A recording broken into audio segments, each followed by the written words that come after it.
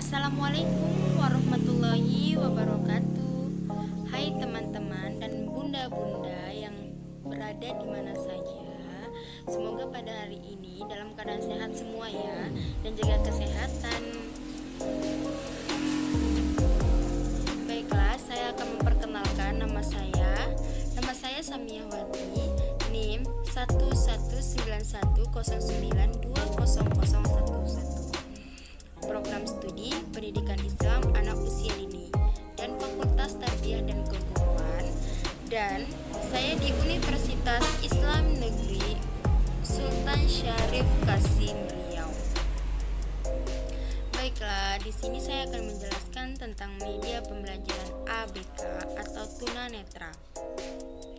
Baiklah, sini saya akan menjelaskan tunanetra itu apa. Tunanetra adalah anak berkebutuhan khusus yang kehilangan penglihatannya sehingga memberikan dampak para penyandang secara langsung maupun tidak langsung. Dampak nyata dari tunanetra adalah keterbatasan atau kehilangan alat orientasi utama, kesulitan bahkan tidak mampu untuk menulis dan membaca huruf, serta kesulitan dalam melakukan mobilitas. Itu adalah pengertiannya. Saya akan menjelaskan bagaimana kita menyapa anak tunanetra yang baik. Cara menyapa atau berkenalan dengan anak tunanetra bisa dilakukan dengan menyentuh telapak tangan, menyentuh tangannya sambil menyebut nama. Dan jika ingin membantu, tanyakan dahulu apakah mereka membutuhkannya atau tidak.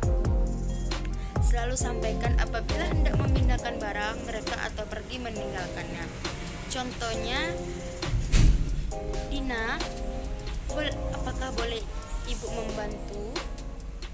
Seperti itu. Yang pertama, saya akan menjelaskan media pembelajaran untuk tunanetra. Bangun datar sederhana. Dalam hal ini kita sebagai pendidik memberi arahan kepada anak untuk mengetahui nama bentuk bangunan sederhana. Contohnya seperti lingkaran, persegi, persegi panjang, dan segitiga, dan masih banyak lagi. Pertama, memperkenalkan bangun datar sederhana. Menjelaskan, menganalisa ini bentuk bangun sederhana. Tujuan dalam media pembelajaran untuk merangsang kognitif dan sensorik anak tunanetra. Ini adalah bentuk bangunan sederhana seperti segitiga, ada persegi, ada lingkaran, dan ada persegi panjang. Bahan alat yang bisa digunakan untuk membuat media pembelajaran tentang bangun datar. Pertama, kita menggunakan karton. Karton yang bisa karton apa saja dipakai. Yang kedua, kertas karton yang warna-warni. Yang ketiga, ada pena apabila kita menginginkan menulis apa saja. Yang keempat ada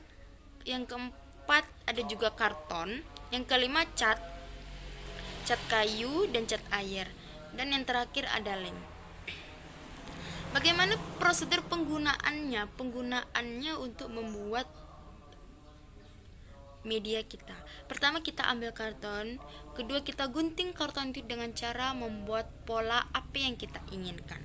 Ketiga, setelah karton itu sudah menjadi bangun ruang yang kita inginkan, lalu kita warnain bentuk ruang tersebut dengan warna-warni.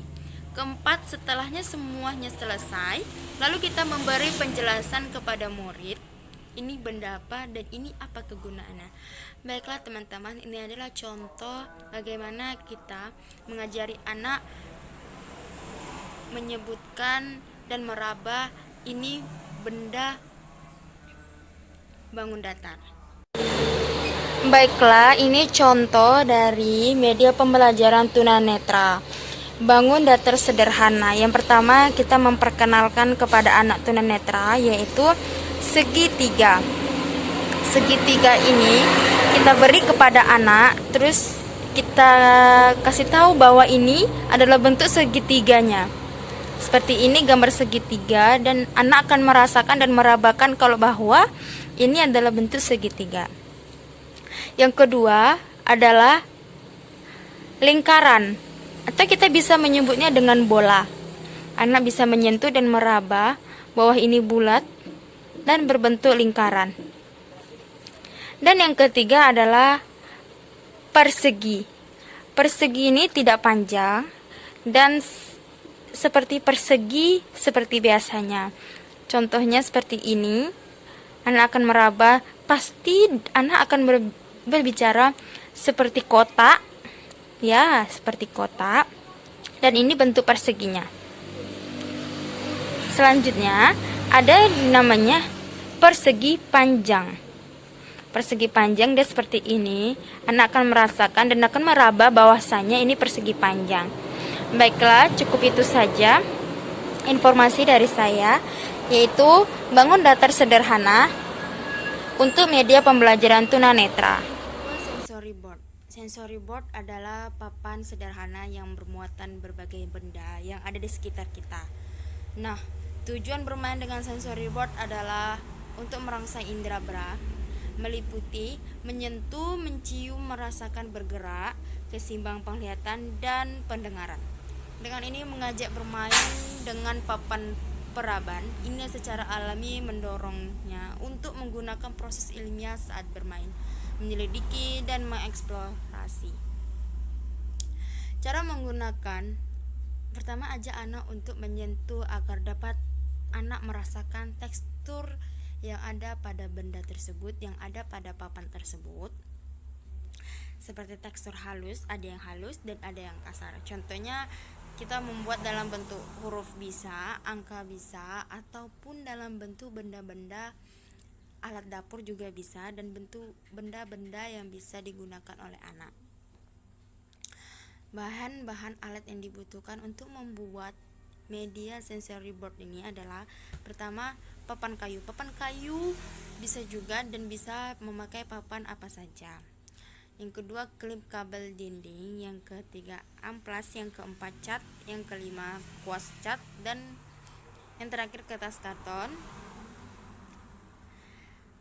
Ini adalah contoh sensory board yang menggunakan angka 1-15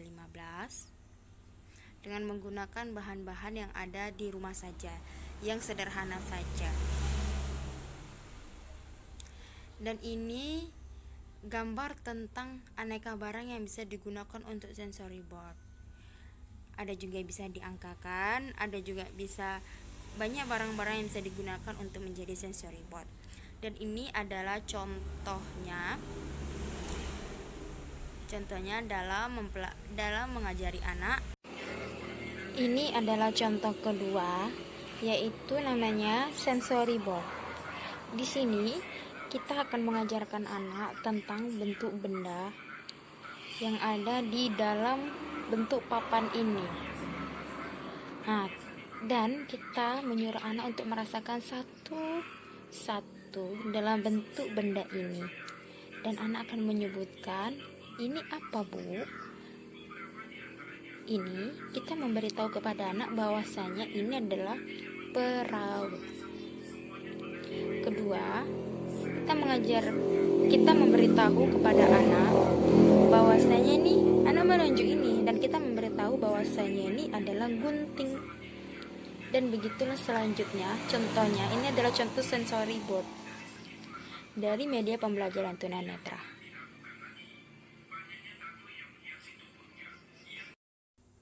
Baiklah, dan terima kasih kepada teman-teman yang sudah melihat video saya. Semoga bermanfaat. Dan jangan lupa di like dan di subscribe ya teman-teman. Saya akhiri, wabillahi taufiq wal hidayah. Wassalamualaikum warahmatullahi wabarakatuh.